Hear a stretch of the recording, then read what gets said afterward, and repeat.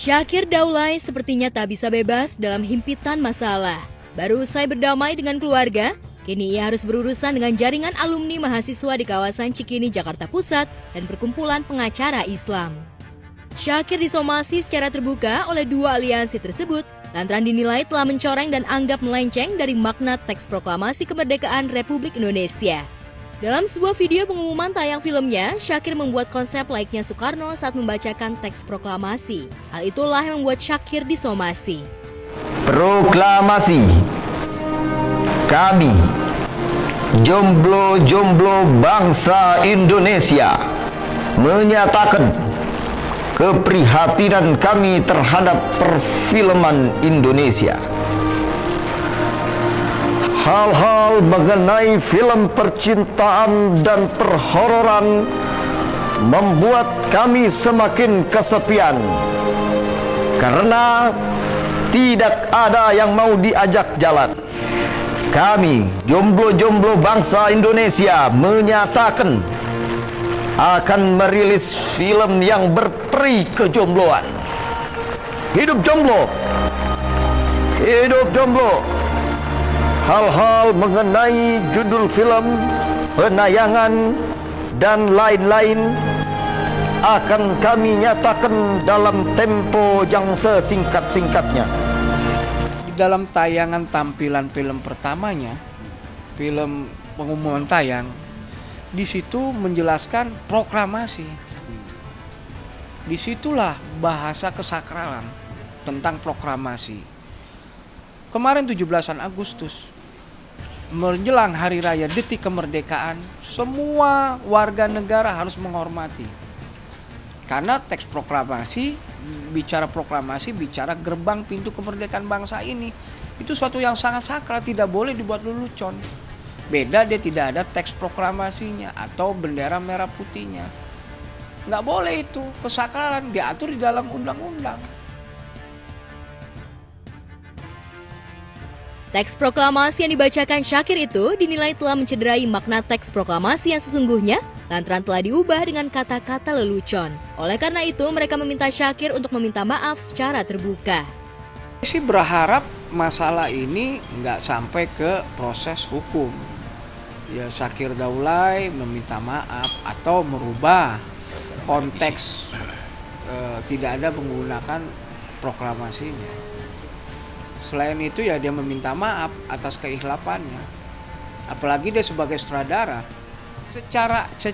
Secara undang-undang regulasi tidak tapi secara etika, secara moral kami sebagai warga negara Indonesia atau bangsa Indonesia merasa kecewa. Kenapa kok nggak disortir dulu ada teks proklamasi? Saya sih berharap di tayangan penampilan film pertama ya teks bahasa proklamasinya dihilangkan. Boleh dia menggunakan saya merakyat Indonesia, saya pemuda Indonesia yang jomblo, tapi jangan ada bahasa proklamasi. Karena proklamasi itu kalau dari histori sejarah itu banyak sekali, hampir pertumpahan darah juga untuk menetapkan hari proklamasi. Karena pemuda-pemuda pada saat itu menculik Bung Karno, Bung Hatta subuh-subuh dibawa ke Las Dengklok untuk menyatakan kemerdekaan. Tapi Bung Karno tidak mau tanggal 16 itu karena melihat Jepang pada saat itu masih kuat. Akhirnya 17 Agustus lah. Jadi sangat sakral. Itu jadi dan juga ada tempat sejarahnya di Rengas Dengklok Kerawang. Lantas benarkah tak ada jalan islah dalam masalah ini? Benarkah dua aliansi itu tetap kekeh ingin membawa masalah ini yang telah mencederai teks proklamasi ke jalur hukum? Jika dalam waktu dekat, Syakir tak meminta maaf secara terbuka di hadapan publik seperti dirinya ketika mengumumkan tayang filmnya.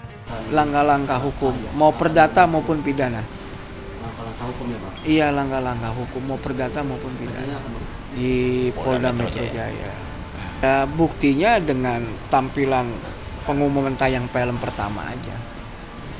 Nah, unsurnya nanti biarkanlah proses penegak hukum yang akan memasukkan unsur-unsurnya apa aja. Masalah ini sepertinya bakal melebar. Apalagi judul film Syakir itu dinilai tak layak hingga mereka berharap jika penayangannya untuk sementara waktu dihentikan. Lantas seperti apa tanggapan Syakir yang merupakan produser sekaligus pemain dalam film tersebut? Saya tidak punya koneksi ke Syakir. Zakir Daulay, kami hanya kesepakatan kawan-kawan. Oh ini ada nggak bener nih dengan film. Kebetulan abang ini kan dari pengacara Islam, apalagi ini konteksnya bahasa Islam, imam, pemimpin tanpa umat, tanpa jamaah. Ini kan menyesatkan juga bahasanya.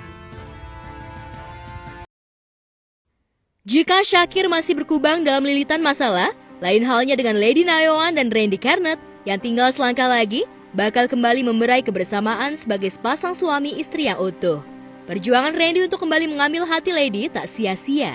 Ketulusan Randy untuk menjaga dan tak meninggalkan Lady ketika mengalami kecelakaan membuat ibu 3 anak itu luluh.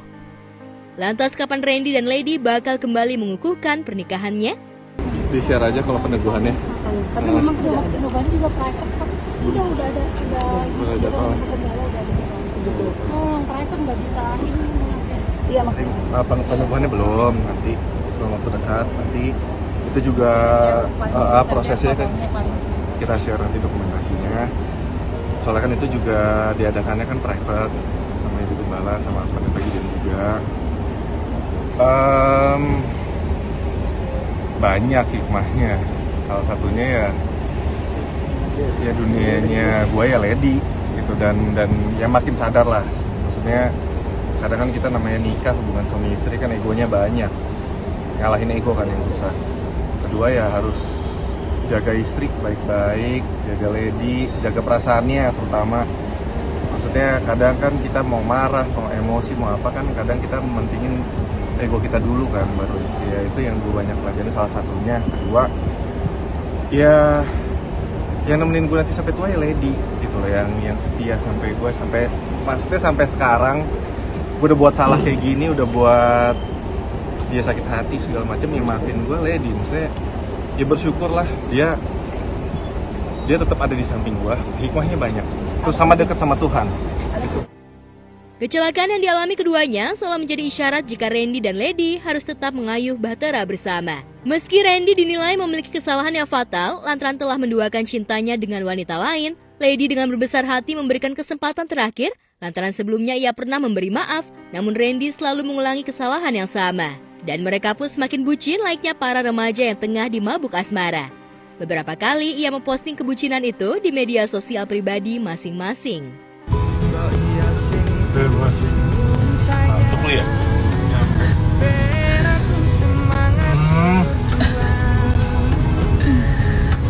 Halo, selamat sore. Kedengaran. Akunya bucin. Akunya bucin ke dia. Kemarin ke gunung sendiri? Enggak. Lagi apa kok malah jadi insecure dong? Kan udah diserahin sama Tuhan ya.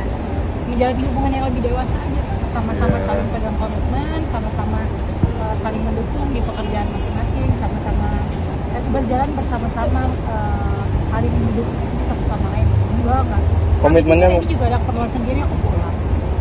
Pinggulnya masih nyeri-nyeri, tapi saya paksa terus supaya bisa makin sehat.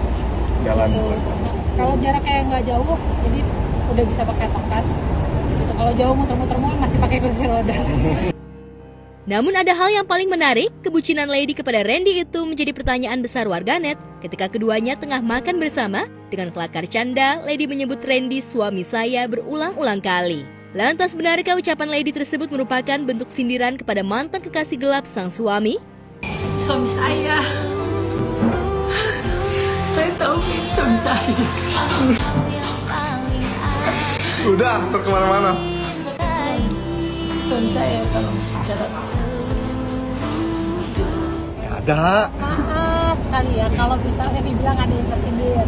Tapi saya semenjak saya sama Randy sepakat untuk jalan hidup jalan abadi itu sama sekali nggak mengikuti perjalanan hidup siapapun, maksudnya nggak lagi ngeliatin siapa atau misalnya mau menyindir siapa, itu nggak. Itu benar-benar bercandaan karena sering ditanyain gitu, karena sering ditanyain suaminya kayak gitu kan gitu. Yeah. Terus lagi lewat terus abis kenyang, bisa kan kalau udah kenyang kan dia mulai bercanda gitu aja, nggak ada unsur apa namanya mau ngeliat dia kayak nyindir atau misalnya mau ngatain siapa gitu kan. Nggak ada. Cuman ya udah ini suami gue gitu kayak bercanda aja. Bercanda suami istri umumnya aja.